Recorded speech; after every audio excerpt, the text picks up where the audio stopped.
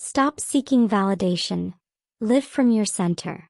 Today I want to talk about something we all feel but rarely admit out loud. The hunger for validation from others. We've all done it. Posting something and refreshing for likes. Adjusting what we say to avoid rocking the boat. Hiding parts of ourselves in plain sight because we're convinced everyone else's approval matters more than our own truth. But here's the hard truth. Seeking validation from others is a shortcut to losing yourself. And not just a little. It affects your choices, your confidence, your voice, and ultimately your life. Let's unpack how to stop seeking validation and start living from your own center. Compare your actions to your values, not other people.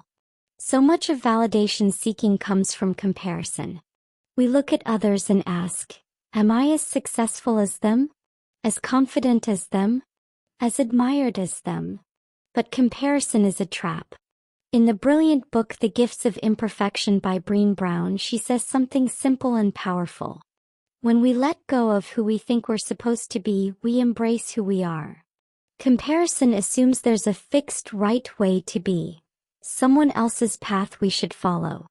But life isn't a race. It's a mirror. And what matters most is whether your actions align with your values, not someone else's highlights reel. Instead of asking, am I better than them? Ask, am I living in integrity with who I want to be?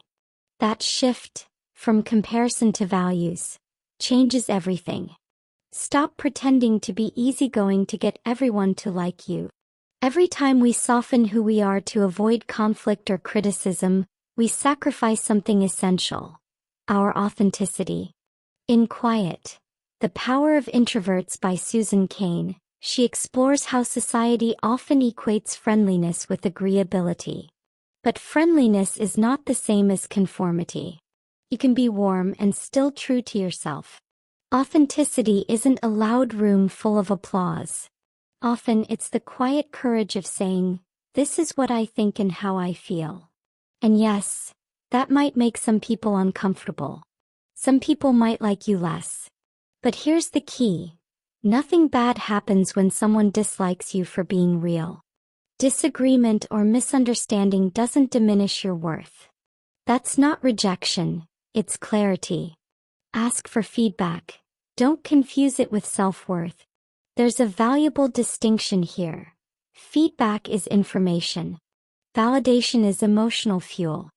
In Radical Candor by Kim Scott, she teaches us how to ask for feedback with humility and use it to grow.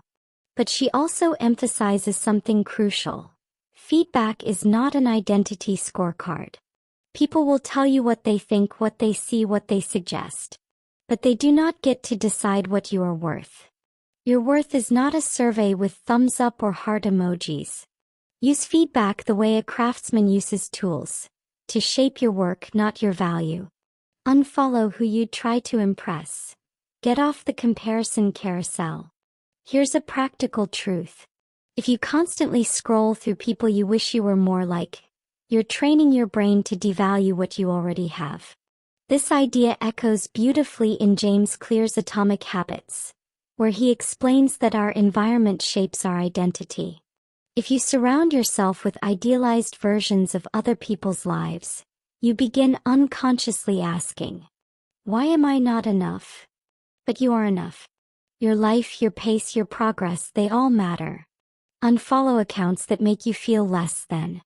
Curate a feed that feeds you, not a feed that takes from you. Ditch small talk for real talk. Validation thrives in superficiality. It says, say what's easy.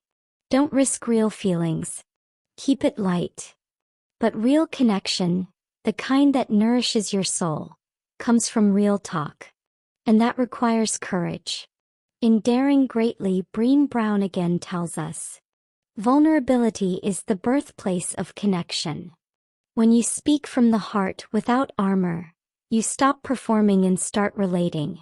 Real talk builds trust. Validation is shallow. Connection, real connection, is deeper than applause. Be the most authentic person in the room. This is your invitation, your challenge, your call to arms. Be the most authentic person in the room, even if it's uncomfortable.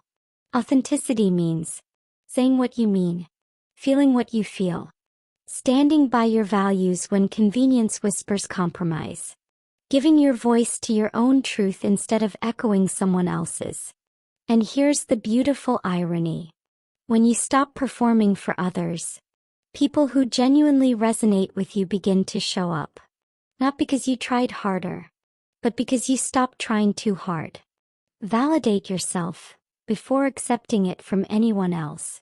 At the end of the day, self-validation is the soil where confidence grows. Self-validation says, I see myself. I hear myself. I honor my own experience. No one else can gift you that. No one else is responsible for that.